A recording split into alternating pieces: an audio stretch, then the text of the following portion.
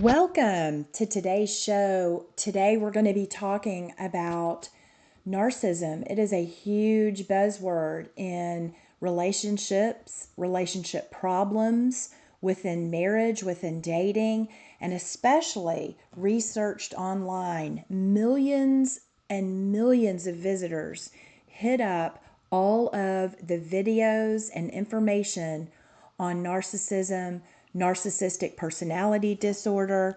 And so today I wanted to talk to you about a little bit on a life coaching perspective. First of all, most life coaches have a certification and are professional, but they are not medical doctors nor mental health professionals. So therefore, they cannot diagnose a disorder, a mental health disorder, a personality disorder. And narcissistic personality disorder is a medical diagnosed problem. However, people can have certain personality traits that lead one to believe that they may potentially have narcissistic personality disorder. But what people don't understand is there are two types. There is the grandiose narcissistic personality disorder, and then there is the vulnerable narcissist. Two very different things.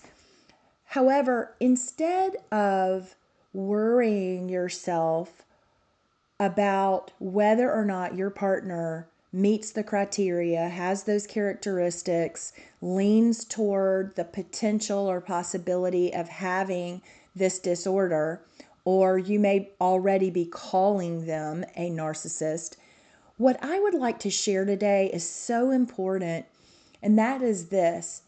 We live every single day with friends, family, coworkers, and spouses, and even our children and adult children who have different personalities. Every personality has some flaws.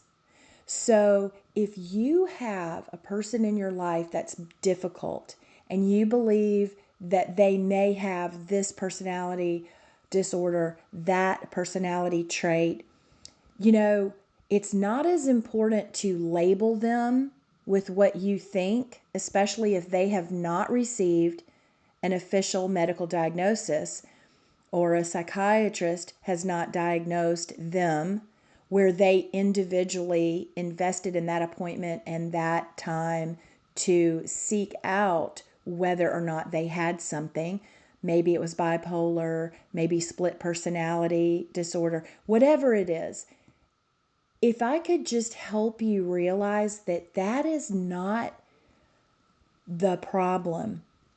And you're like, but wait, you don't understand living with this person. You're probably saying, you have no idea what I deal with on a day-to-day basis, or every week with my mother, or every day with my spouse. Believe it or not, helping clients since 2007, I would believe it. I have heard a million stories about how difficult it is to work with certain personalities.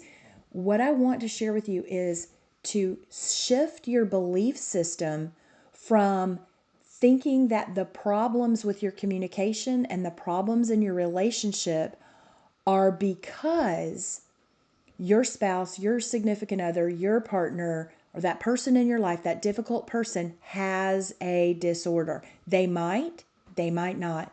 What I'd like to share with you today is I would love it if you would consider to shift your belief to this right here.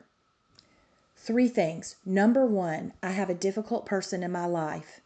Number 2, I am learning ways to positively communicate with this person.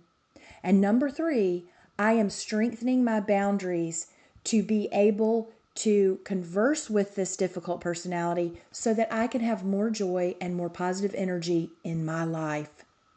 Now, you see, those 3 steps are happening within you.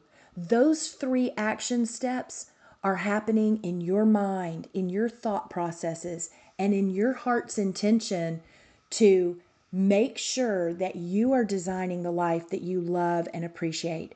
You are designing how you'll respond. You're creating how you're going to act.